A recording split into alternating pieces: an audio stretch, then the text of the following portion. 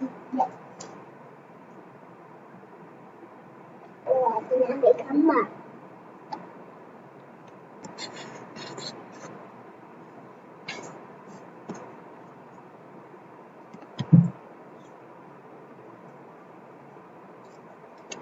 Assalamualaikum.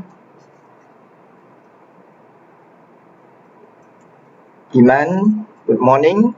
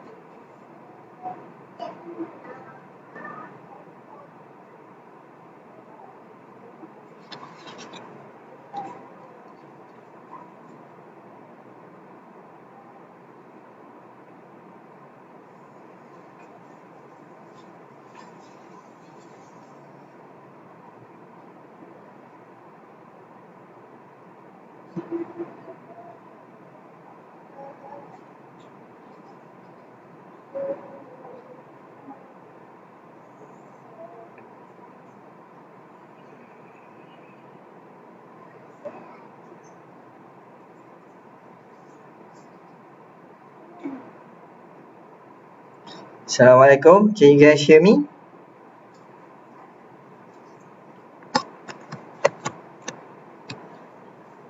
Morning.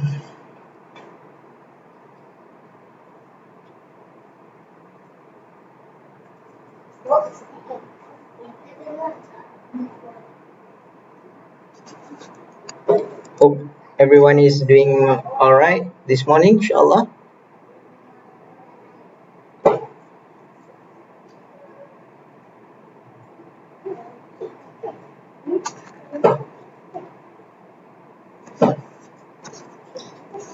Just wait a few more minutes. Once we have a considerable amount of people, probably 15, inshallah, we can start with the online quiz review. There is a lag for 20 seconds, but I think we can manage, inshallah. The good thing about this FB Live is that the videos are saved in the group, so you can actually watch it in your own time.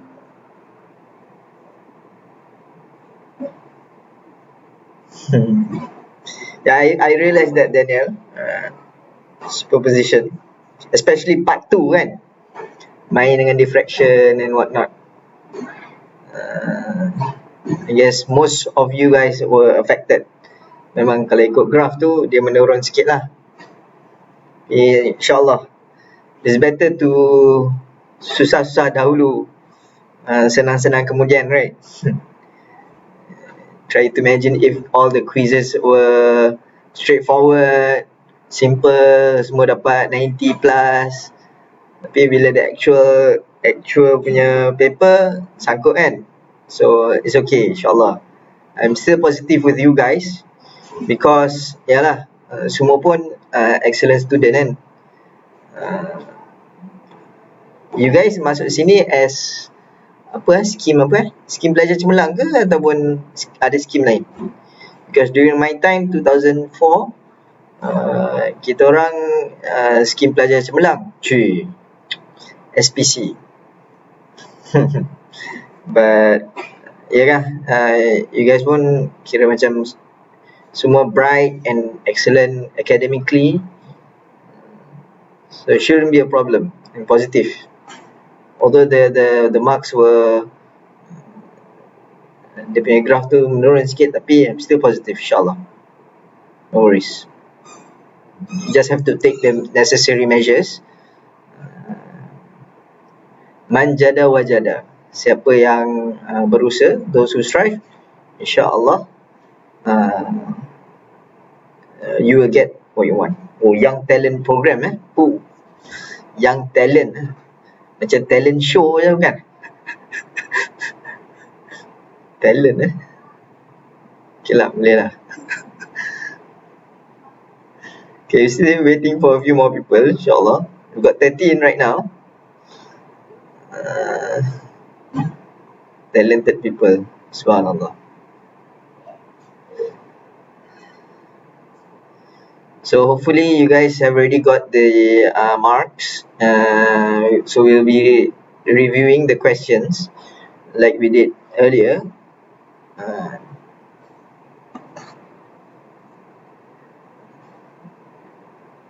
Inshallah. 13. I guess we've got a mixture of students this morning kan. Ada daripada 1.1 and ada daripada 1.2 kan. So everyone is mixed up. So if you can just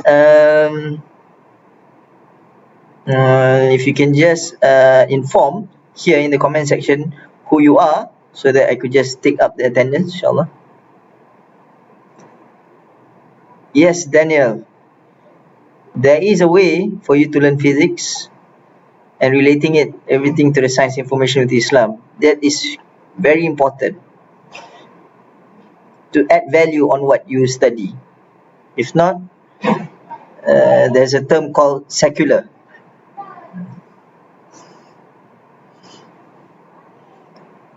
Okay. Watch out for the bonus slide at the end of this session. What I'm planning to do today is we will be reviewing both quizzes in one session, because we've got a 2-hour session here. So we'll dedicate the first hour or less for the first quiz. I think this is straightforward, and then we'll dedicate more time for quiz number 2, which is part 2. I think that one we'll invest more time on that, inshallah. Okay, so welcome. So you got 14, but it's a mixture of 1.1 and 1.2. It's supposed to be 1.2 kan, tapi 1.1 is also welcome, very much welcome, inshallah. What will we do tomorrow? Tomorrow, inshallah, you'll be starting with a new topic, electric fields. So kalau ikutkan this chapter, superposition is actually dia macam kalau ikut cluster kan, sebab sekarang kita guna main term cluster kan. So cluster, wave, superposition, dia one, and then we'll move on to electric fields. So there are 3 last topics, chapter 10, 11 and 12. So these 3, once you finish these 3, then you are all set for taking the AS exams.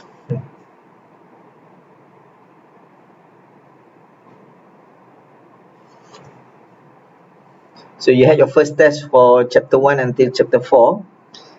Supposedly your test 2 will cover from chapter 5, 6, 7, 8 and 9.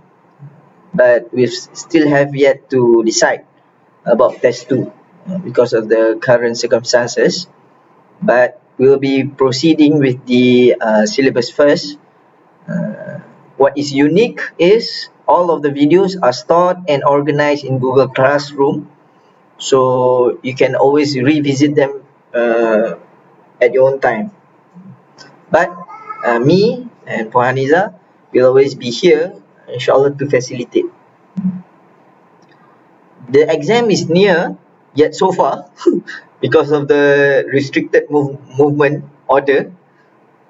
So supposedly you will be taking your final exams once you go back to the college. So it all depends on when all of us can go back to the college. That's it. Okay. So semua dah ada. Can you guys just daftar nama, your name on the comment section.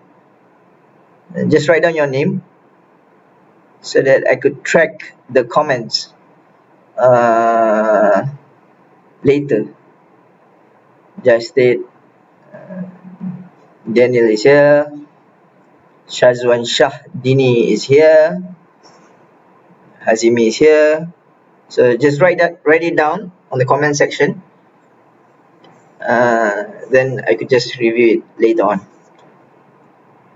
Right? InsyaAllah we'll be starting. Hopefully everyone is dah siap sedia. Today is 27th Sya'ban. 3 more days for Ramadan, insyaAllah. Allahumma balighna Ramadan. Alright, so we'll be proceeding. Bismillahirrahmanirrahim. We'll start with Kitab Al-Fatihah. A'udzubillahi minasyaitonir rajim. Bismillahirrahmanirrahim. Alhamdulillahi rabbil alamin. Ar-Rahmanir Rahim. Maliki yaumiddin. Iyyaka na'budu wa iyyaka nasta'in. Ihdinas siratal mustaqim. Siratal ladzina an'amta 'alaihim ghairil maghdubi 'alaihim waladdallin. Amin. Okay, part 1, which is reviewing on standing waves. What I can comment on the overall results, because initially this standing waves topic is actually sort of new to everyone, isn't it? Based on your feedback notes. And then we did a tutorial review question. At that time adalah dia punya hiccups and whatnot kan. Tapi bila masuk je your test, I think there is an increase in marks. So based on that assessment, I think some of you managed to comprehend or managed to understand the subject matter. So that's a good sign for us, insyaAllah. So it's all a matter of doing more practice. Alright, so we'll be looking at the first part, which is the MCQ. First question, which of the statements about stationary waves is true? So this is the question, but that diagram is only available because I insert it as a GIF image. So there are a few explanation. Let's look at each option and to define whether it is true or not. So dia kata a note occurs when the vibration is at a minimum. That is the correct term, but in the answer it says it's a maximum. No kan? Basically antinodes is the maximum. Note is a minimum. Maknanya a note is where destructive interference occur between the incident and the reflected wave. So it is always kept as a minimum. So it has zero amplitude. Sebab nanti kan ada satu soalan subjektif yang tanya what is the definition of node and antinode. So you have to explain a node is where destructive interference occur and between the incident and reflected wave, and it is the amplitude is minimum or close to zero lah sebenarnya kan. So that is the full formal schematic answer standard definition. What about B? Dia kata an antinode occurs where the vibration is at a maximum, which is true lah kan. So we define a distance between consecutive antinodes is half a wavelength. If we are commenting on part C, the distance between consecutive antinodes is one wavelength. Is it true or not? Kalau kita tengok distance between consecutive antinodes. So antinodes between antinodes and antinodes is actually half a wavelength. So it's not one wavelength. Okay.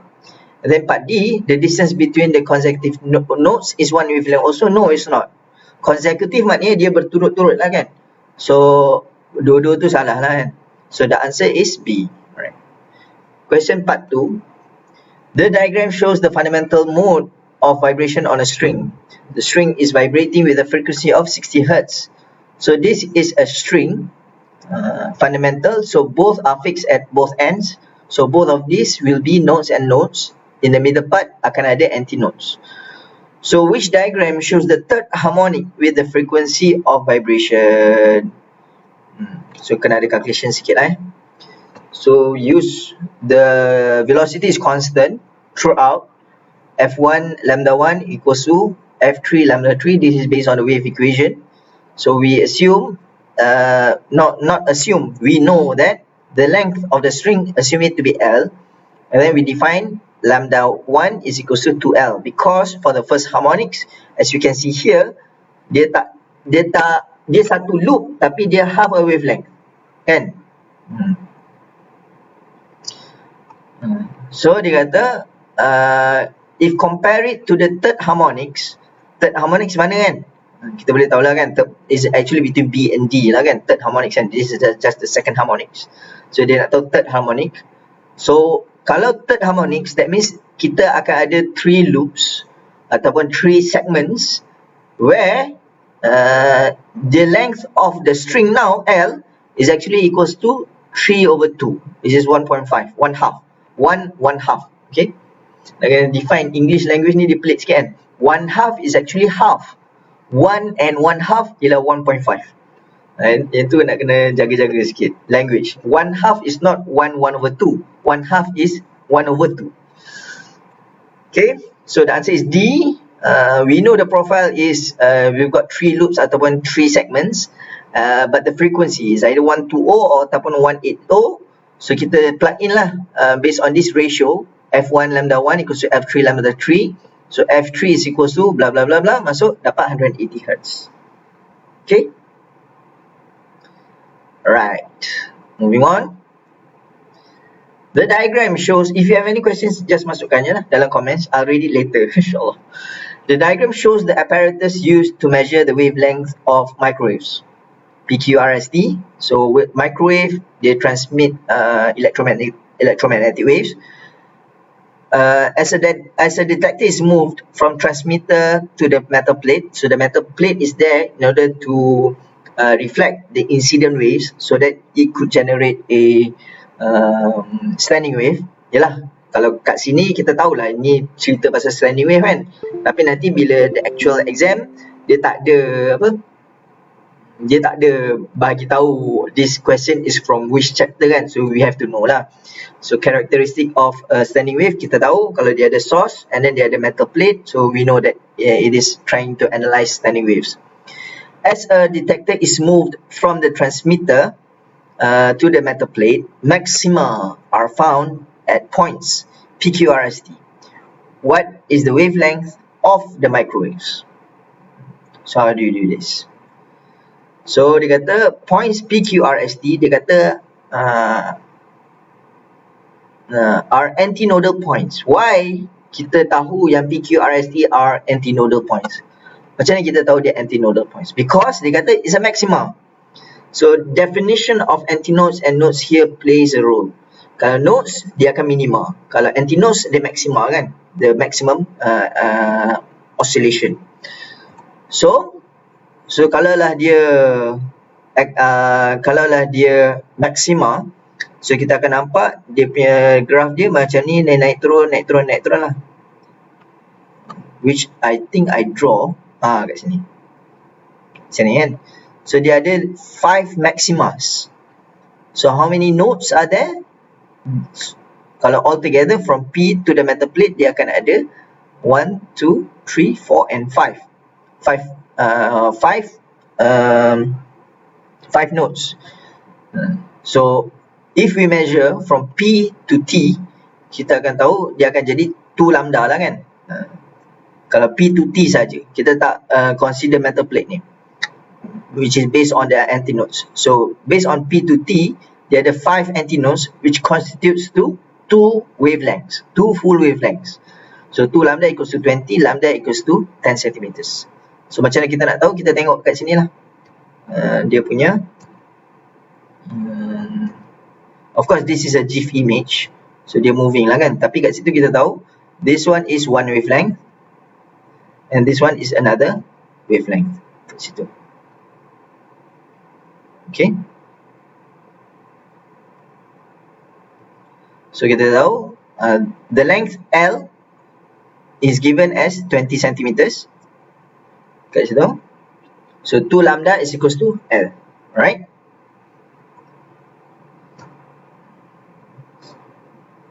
Sekarang ni semua okay. Which diagram shows the fundamental mode of vibration in an open pipe? So A is not it. So fundamental node in an open pipe, both ends must be antinodes. Maksudnya both ends must be open. Alright. In an open pipe, both ends are antinodes. Answer is B. Straightforward. Question number 5. A vibrating tuning fork held above a tube sets up a standing wave in the air in the tube. Which of the following statements is correct? So kita analyze. A vibrating tuning fork vibrates the air particles within a tube or air column, we call it. The air particles would vibrate to the sound caused by the fork in a longitudinal wave. Okay, so maksud longitudinal tu ialah dia parallel with the direction of the wave. So the answer is A, because at the antinodes the particles vibrate back and forth parallel to the length of the tube. So if the tube is arranged in a vertical manner, so that is the length of the tube. So that means the particles will be vibrating back and forth in parallel because it's a longitudinal wave, sound waves. Okay, sound waves generated by the vibrating tuning fork, which I think you can observe daripada videos yang ada dalam slide, yang ada dalam Google Classroom tu.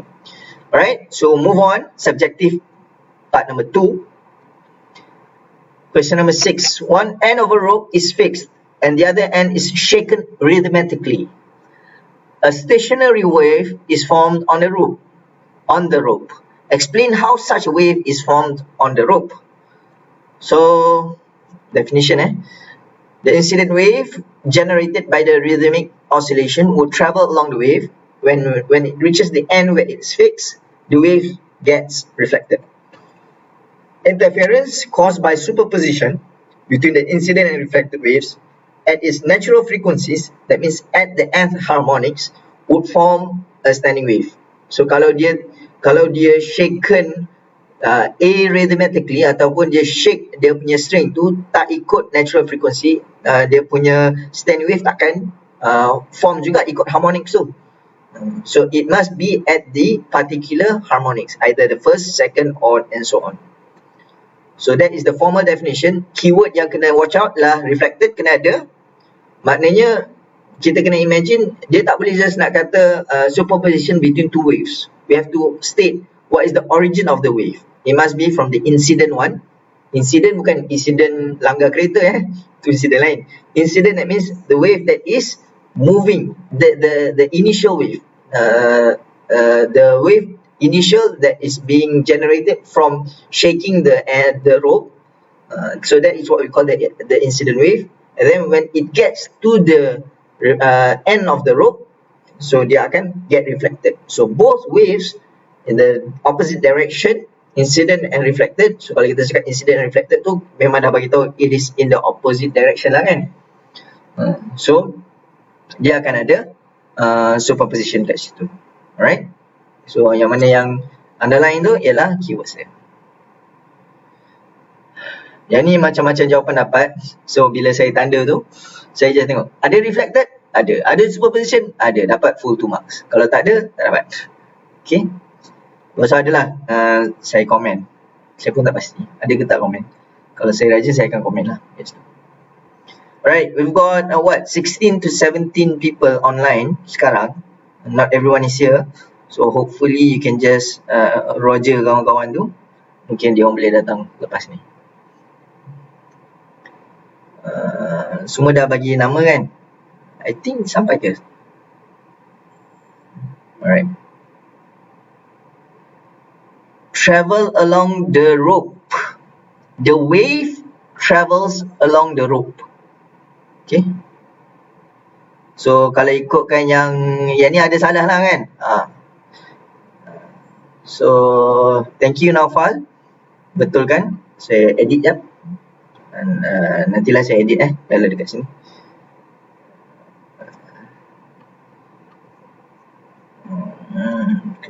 Along the rope. Tajam mata pagi ni. Bagus-bagus. Okay, along the rope. Alright. Going to question 7. The diagram shows a stationary wave on a string. Mark the positions of the nodes and the antinodes. Semua tak ada masalah kat sini, insyaAllah. Alhamdulillah. Good work everybody. And then explain what is meant by a node and antinode. Yang ni definition. Alright. This is the definition yang perlu. A node is a point of zero amplitude and an antinode is a point of maximum amplitude. So nak kena state dia zero amplitude and maximum amplitude. Boleh constructive interference, destructive interference, tapi what is stated here, this is the schematic answer lah. Alright. And then part C, determine the wavelength of the progressive waves on the string. So the wavelength, kalau kita tengok kat sini, again, dia third harmonic. Kita taklah penting sangat untuk nak tahu berapa harmonic dia ada kan.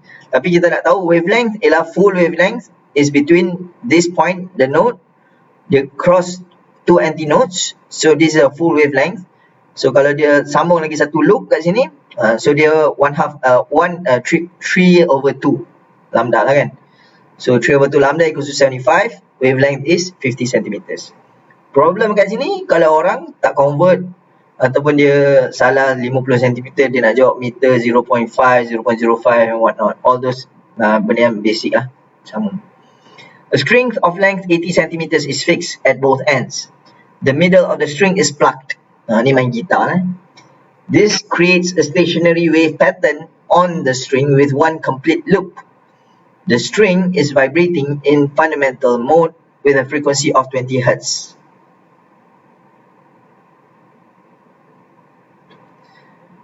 We've got a question here. Okay, there is no problem to mark the antinode at the amplitude, right, sir? So you are referring to the question kat sini. You nak label kat A kat sini dekat the maximum kat sini ataupun kat bawah ni lah kan. Shouldn't be a problem as long as you state it clearly. This is where the antinodes occur, right in the middle of the string. But it's just better just to state it like this ataupun buat macam yang you cakap pun boleh juga. Both are accepted, insyaAllah. Okay, thank you for the question. A string of length 80 centimeters is fixed at both ends. The middle of the string, okay. The string is vibrating in fundamental mode with a frequency of 20 Hz. Calculate, number one, the wavelength of the progressive wave on the string. So kita tahu string is at fundamental resonance, first harmonic. That means dia akan ada dua note and one antinode. How do we know? How do we know?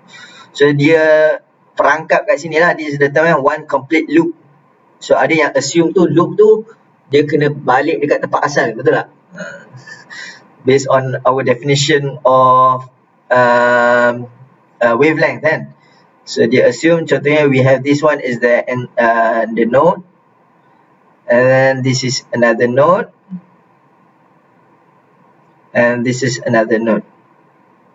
Betul tak? So you assume dia punya apa? You assume yang loop ni ialah daripada sini dia pergi ke sini, kemudian dia balik semula kan.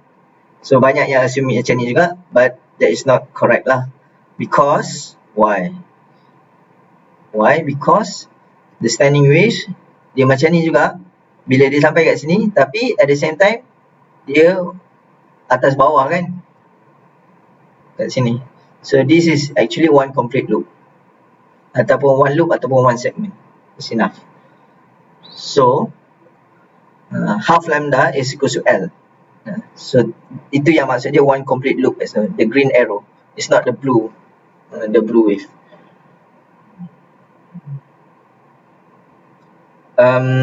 Well, if you plug it in the middle, sebab soalan daripada Naufal, dia kata I thought when the middle of the string is plugged it became second harmonic. So kalau second harmonic dia akan ada 3 notes yang macam kita tengok kat sini kan. Tapi that is not plugging in the middle. So kalau you nak generate second harmonics, you have to plug somewhere dekat tengah-tengah kat sini kan. Tapi kalau you plug dekat you plug dekat middle ni. So let's say for example this is the string. So you plug in the middle. Plug tu maksud dia apa? Plug ni you plug lah kan. Apa lah sebenarnya tu. So kat sini dia akan jadi antinode lah. So you akan ambil tu, so benda tempat tu yang dia akan generate maximum amplitude kat situ kan. So kat sini dia akan jadi node.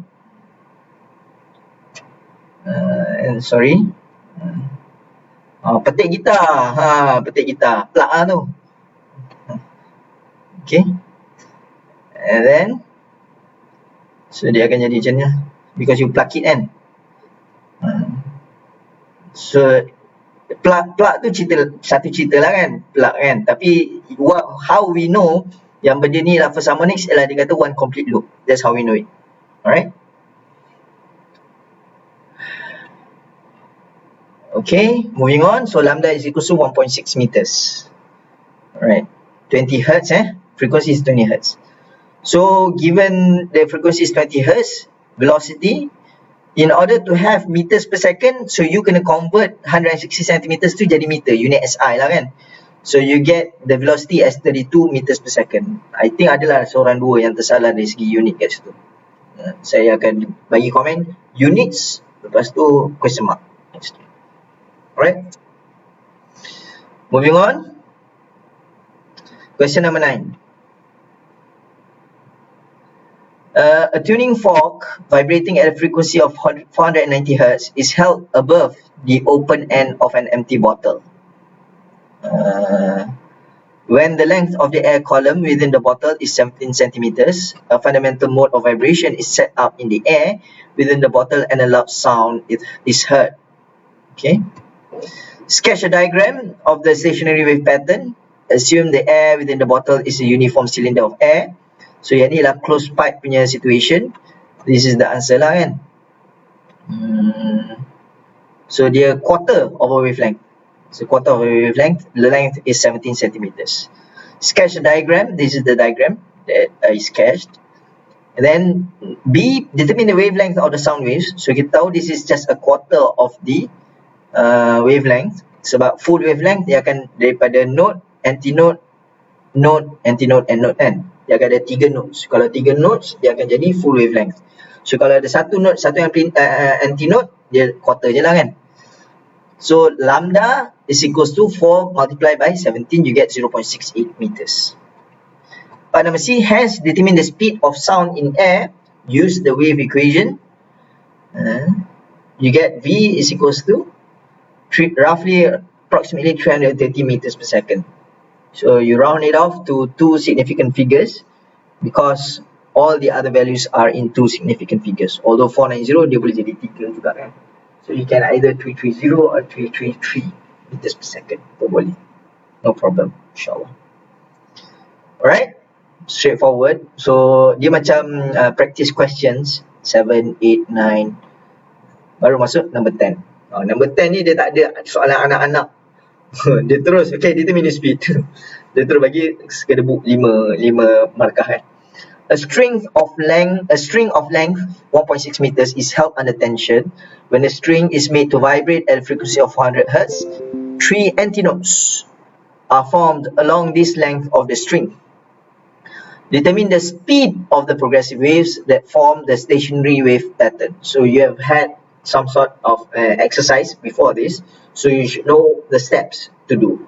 First, you have to determine the wavelength kan. So dia kata kat sini 3 antinodes. Yang ni I think ada seorang ataupun 2 lah yang careless mistake. 3 antinodes, dia ingatkan 3 nodes. So kalau 3 antinodes, that means it's a full wavelength lah kan. Sorry, it's not a full wavelength. 3 antinodes maksud dia apa? 3/2 wavelength. Macam dalam slide ni lah. Alright. So 3/2 lambda is equals to L equals to 1.6 meters, which is the entire length of the string. Yang ni tak tahu lah dia plug kat mana, kita tak tahu lah kan. And then lambda is equals to 1.067. Moving on, using the wave equation, V equals to F lambda. So substitute F is equals to 400 Hz. In order to get meters per second, you have to make sure lambda is in meters. Itu tak ada masalah sebab dia punya length pun memang dah bagi dalam meters. So you get V is approximately 430 meters per second. That is the speed of the wave generated by the string. Okay. So 430 because 2 significant figures, sama juga. Or you can answer 427 or 426.7. Okay. Kita dah 30 minit. Hopefully semua masih lagi boleh bertahan. Siapa yang dah mengantuk boleh pergi minum air kopi sambil-sambil dengar pun tak ada masalah. Nak online daripada dapur pun tak ada masalah. No problem. Okay. This is the distribution of the marks. Question 11. The diagram below shows a stationary wave pattern formed in the air between the open ends of a tube when a vibrating loudspeaker is held at one end. Okay, we've got a question dulu.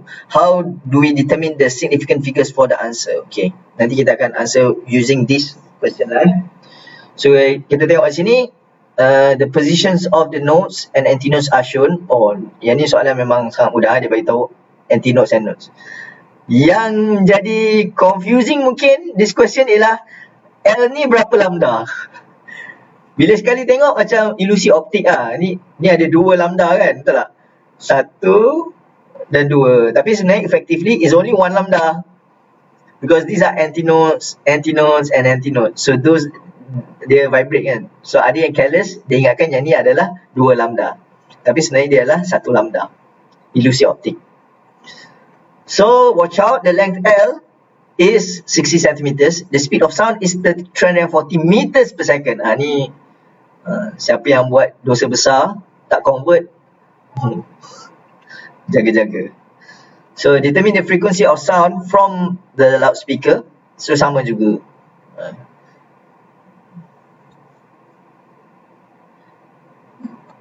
Kita akan tengok the significant figures later using this question as an example. Second harmonics of an open pipe system. Sebab di second harmonics, so L equals to lambda. Calculating the wavelength. So first dia dah bagi tahu wavelength. Lambda is equals to L, thus lambda equals to 60 centimeters, 0.6 meters. So kita tengok dia ada node, antinodes, antinodes and antinodes. 3 antinodes make up the wavelength. Given that V equals to 340 meters per second, using the wave equation, F is equals to 566.67 Hertz. So now we want to determine how many number of significant figure are there. So numbers that are significant. So if we see here 60 centimeters, so how many significant figures here? Kalau ikutkan ada berapa? 60 centimeters. Ada yang kata 2, ada yang kata 1. Dia boleh jadi 2, dia boleh jadi 1. Because of the 0. 0, kalau on the left hand side of the titik perpuluhan, dia boleh carry one significant figure or it cannot carry one significant figure. Tapi actually it's either 1 or 2. Okay, let's just write it down. So dia boleh jadi 1 ataupun 2. Okay, kat sini. And then for this one, 340 meters per second, dia boleh jadi 2 ataupun 3 significant figures kat sini. Kenapa dia boleh jadi 3? Sebab if we count 0 as a significant figure lah. Kat sini pun 0, if it is a significant figure, so dia akan jadi 1. Kalau dia significant figure, dia akan contribute lah, jadi 2. Ni soalan apa ni? Ni soalan chapter 1. Okay. Hari tu saya beritahu kat Puan Anizah. Dia orang tanya pasal significant figures. So Puan Anizah kata, I already explained to them dah. So you better watch out. So kat sini the frequencies 570 Hz. Why? Because we want to do it, we want to make it at least 2 significant figures. Okay. Although you can answer it 1 significant figure. So kalau you nak ambil 1 significant figure saja, so if you nak ambil 1 significant figure kat sini, so you akan jadilah 600 Hz kan. Kalau you ambil 2 significant figure, 570 Hz lah. If you nak ambil 3 significant figure, you akan jadi 5, 6, 7. Okay. Tapi you notice here, dia ada 2 significant figure lah So you take 2. Take 2 or more ataupun 5, 6. Allah. 5, 6, 7 is also acceptable. Okay.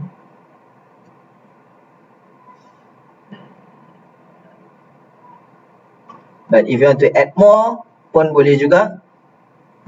5, 6, 7.7. Sorry, 566.7 lah.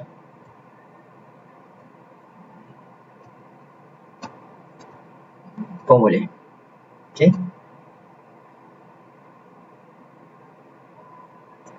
The significant figures actually depends on last kali kan. We find the common significant figure in the data that is provided to us. Yes, based on the question kat situ. Okay. It is based on the question. But it's always good practice. You calculate using your calculator. This is the answer lah kan. And then only you guna the wavy equation sign. Bunda kan. Bunda ni darjah 1 punya. Darjah 1 punya syllabus. Bunda kan pada puluh yang terdekat. So, it's always better, it's good practice if you use our calculations like this. Tapi ada juga, I think one of you guys, in another question lah kan, you, for example, this lambda is straightforward kan. So, lambda is 0.6 meters. During your calculations, it's better to keep the trailing decimal places.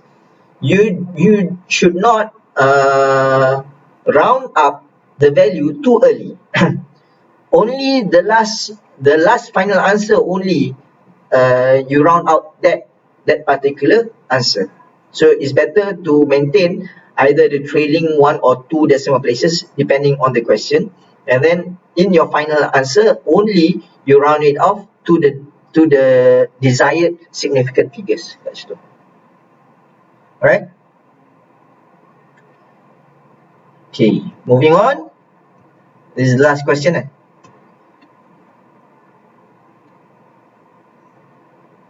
Alright.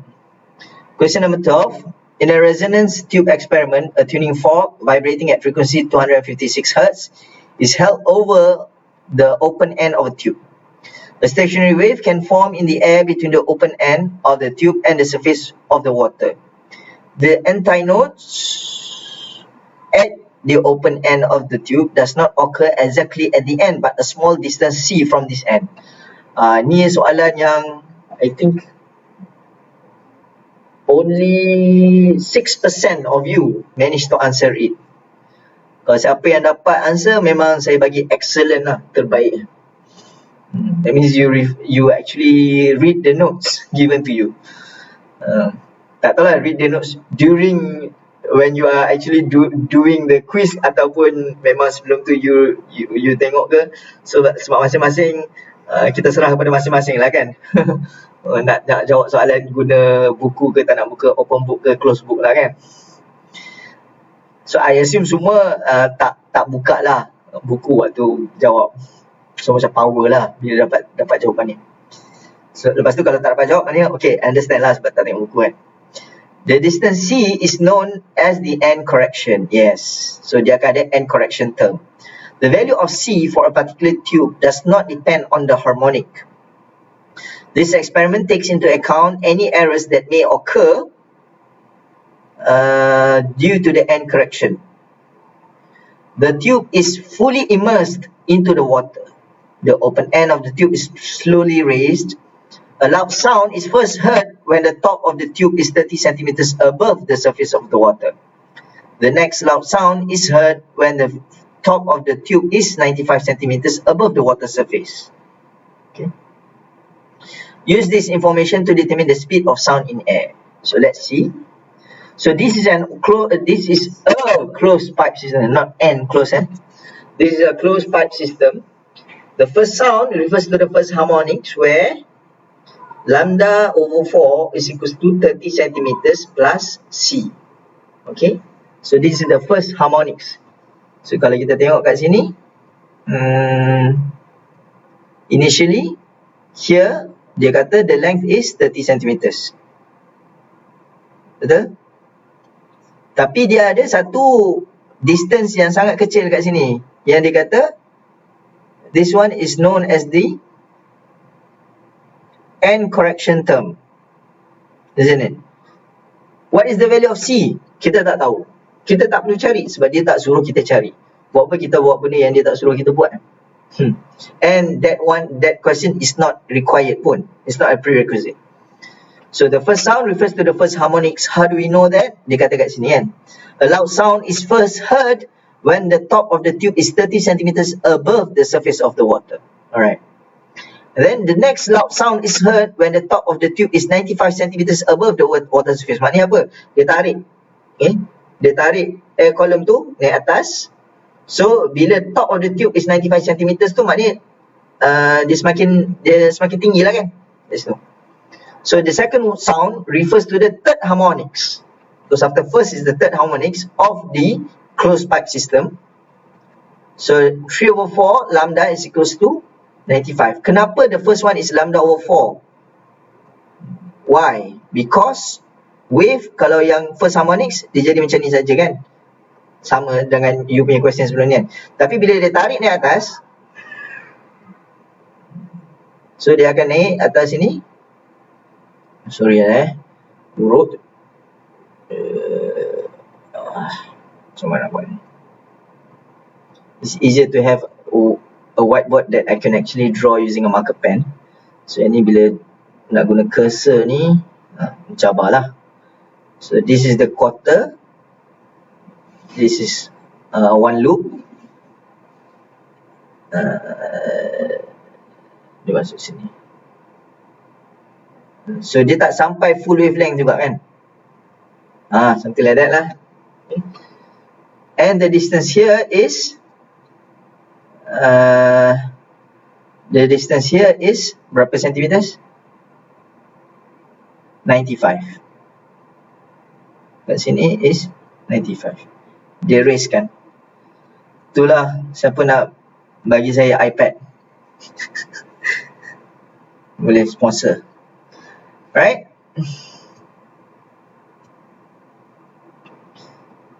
So subtracting the first from the second equation, you get lambda over 2, half lambda is equal to 65 centimeters, where you eliminate the correction term. So kena understand the question well. Dia kata the experiment ni apa? Dia kata the experiment fully immersed into the water. This is the word yang kita tahu. Dia kata slowly raised. So bila dia raise maknanya dia naik atas kat situ. So that's why kita akan tahu maknanya the length of the column that is immersed in water will reduce with time. But instead dia akan naik ke atas. So this is the first harmonic and this is the second harmonic. Okay. So here you get lambda is equal to 1.3 meters. So once dah tahu lambda equals to 1.3, frequency is given 256 Hz. Tapi ada juga that one fellow yang tulis frequency is 265 Hz. Terbalik. So sabar je. And then you get the speed of sound is 330 meters per second. And you know that the speed of sound is roughly around 330 meters per second. So kalau you punya speed of sound you kira-kira dapat pelik-pelik punya value, you know that is wrong. So you have to revisit the calculation. Okay, good question by Shirhan. Shirhan kata, okay, the second sound, is it the second or the third harmonics? So kalau dalam perbahasan benda ni, dia adalah dia punya, kita panggil apa dia punya khilaf, pendapat. Difference in opinions. Ada yang kata third because dia bunyi tu because of third 3/4. So usually kalau ikut standard kita punya nota, saya tulis second harmonics kan. So yang ni kita just tukar je lah second, just to make it standardized lah So ni perubahan-perubahan yang kita buat dalam slide lah. Thank you very much for pointing that out. So that's where you get the final answer is 330 meters per second. Okay. So we move on. Move on apa lagi? This is the distribution of the marks. And moving on to the bonus slide. Okay, before that, I open for any questions for any part in the first tutorial.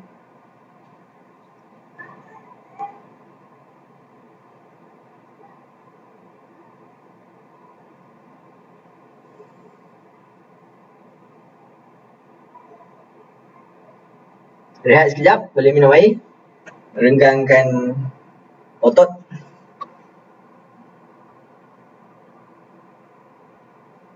It's okay, most of you got this question wrong. Just a small minority got it right. Excellent. Alhamdulillah. Tahniah. Baik. Walaupun ada yang tak dapat jawapan betul pun, it's okay. It's better you buat salah sekarang daripada buat salah later kan.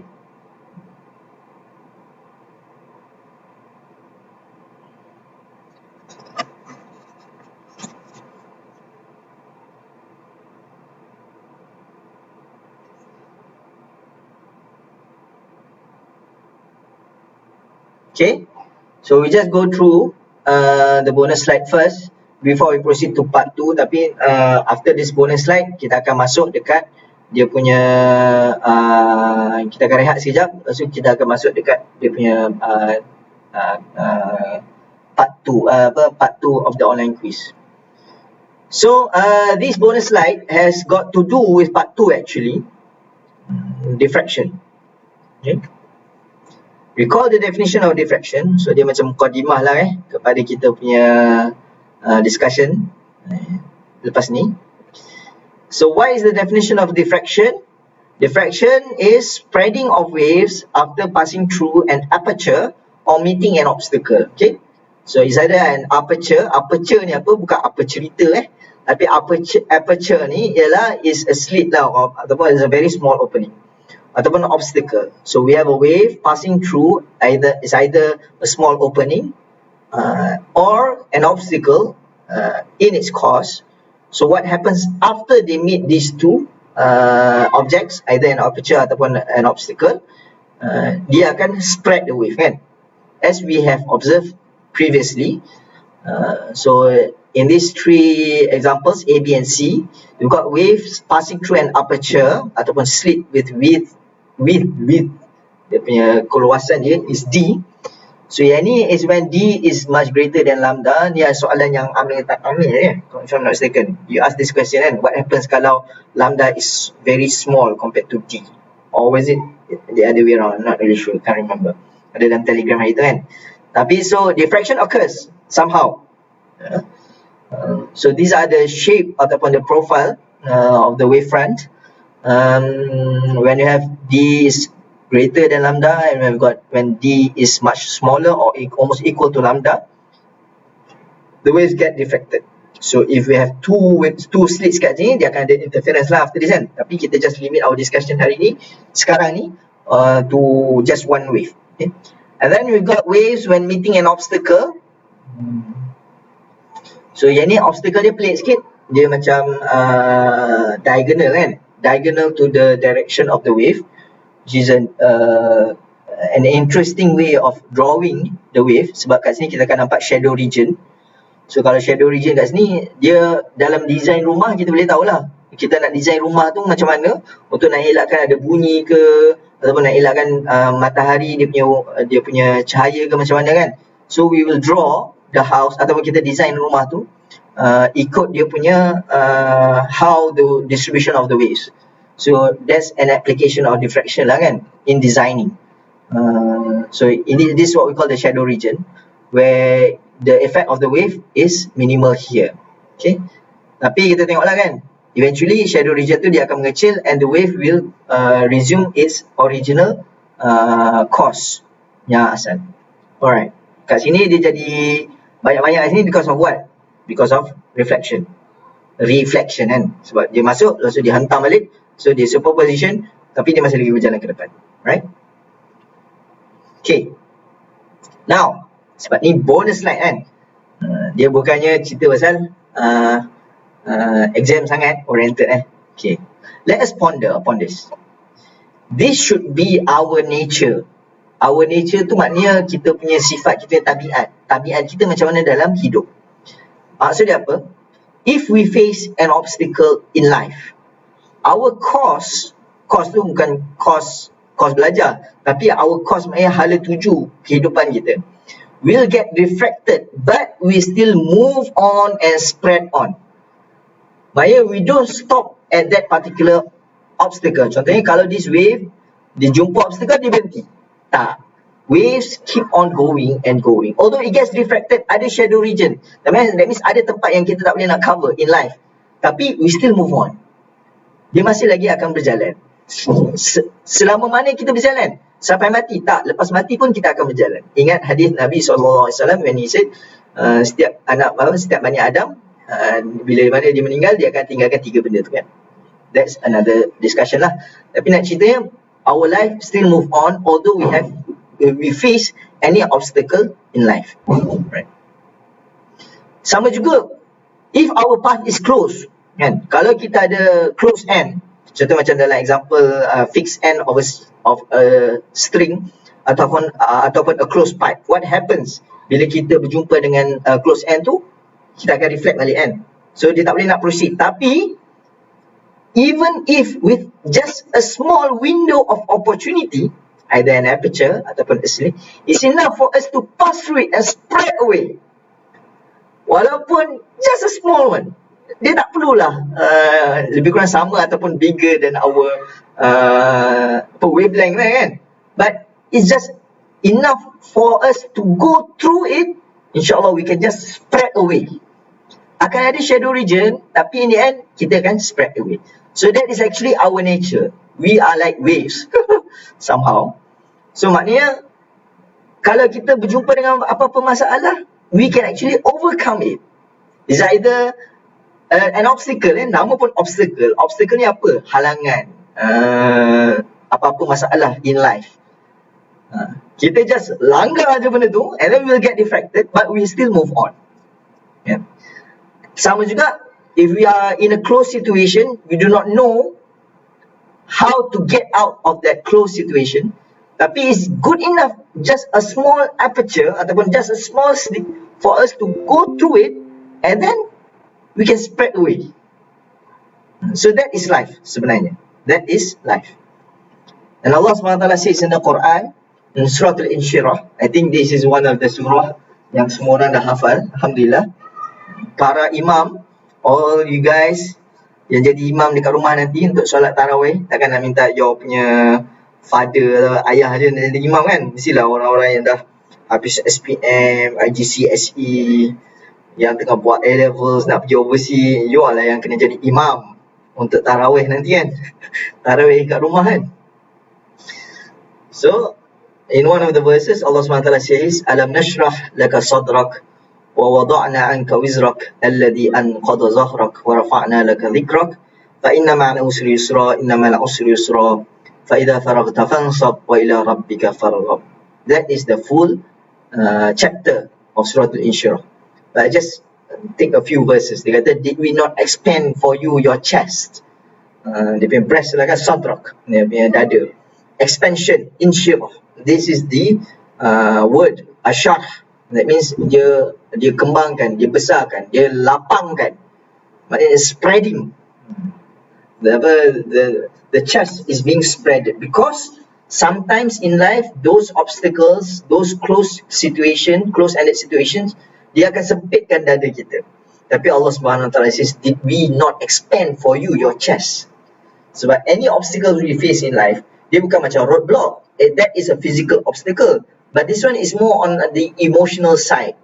Yang macam bila kita jawab soalan, kita rasa blank, kita rasa macam stuck. Contoh, oh sedihnya. Allah SWT says, did we not expand for you your chest? And we removed from you your burden, which had weight upon your back. وَوَضَعْنَا عَنْكَ وِزْرَكَ الَّذِي أَنْقَضَ ظَهْرَكَ. وَرَفَعْنَا لَكَ ذِكْرَكَ. And raised high for you your repute. That means those who talk ill on you, upon you. And he says, فَإِنَّ مَعَ الْعُسْرِ يُسْرًا. Verily, dia kata, indeed, with every hardship, there are eases. And notice in the verses, in this verse, Allah SWT says, Al-Us, dia ada alif lam, ain, sin, ra. This, Al-Us, that means one. Dia kita panggil dalam bahasa Arab ni isim kalau dia ada alif lam kat sini, so dia maghfirah. That means it's very specific. It's only one item. Al-Usri, so there's only one item. This one item is one item of Al-Us. That means hardship, kesusahan, halangan, obstacle, a close end situation. Al-Us. Tapi Allah SWT says, inna ma'al usri, with every usr, yusron. That means you got abundance of ease. Allah SWT give it to you. Dia macam spread wave kan. Kalau kita tengok kat sini, obstacle dia satu ni je, tapi just imagine the spread. Dia punya obstacle satu line, tapi dengan adanya jalan keluar kat sini, very vast. Ingat ayat 1000 dinar kan. Wa may yattaqillah yaj'al lahu makhraja.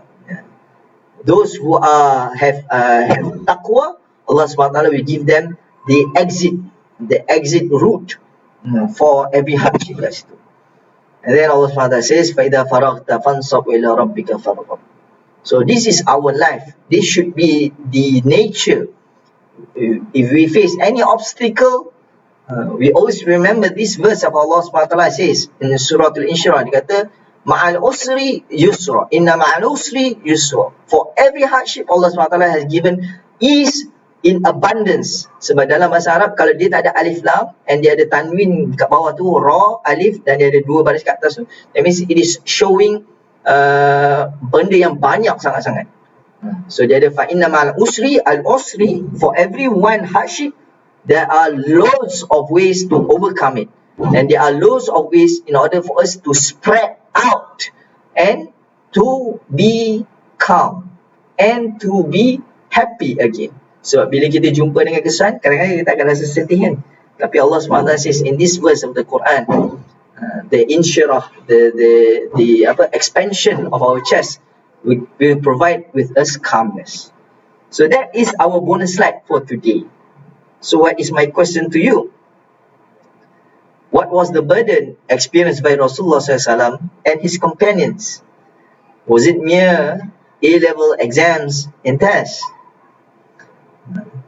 Sebab if we notice here, in this verse of the Quran, it is asking about hardships.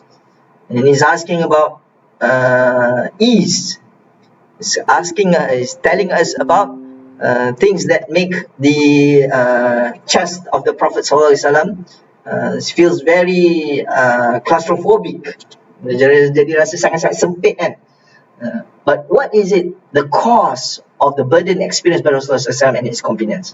Because nowadays, what we feel in our daily lives, apa yang menyebabkan kita rasa stres, apa yang menyebabkan kita rasa tertekan, kan? Kenapa? Selalunya sebab exam kan, selalunya sebab test kan.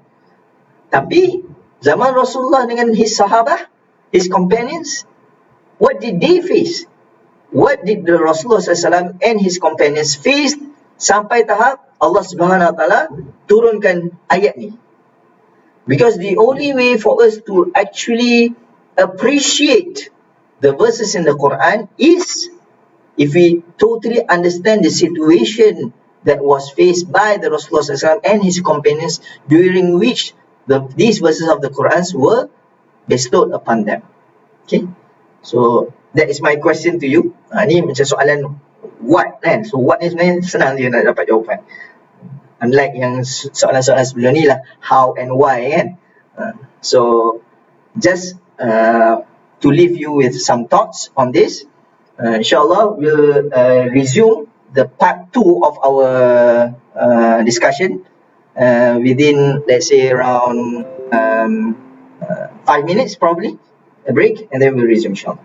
If you have any questions, just drop by in this comment. Nanti kita akan review dalam second part. Okay? Dalam 5 minit. Okay? Within 5 minutes. Wallahu a'lam bishawab. So rehat sekejap. Kita minum air. Okay?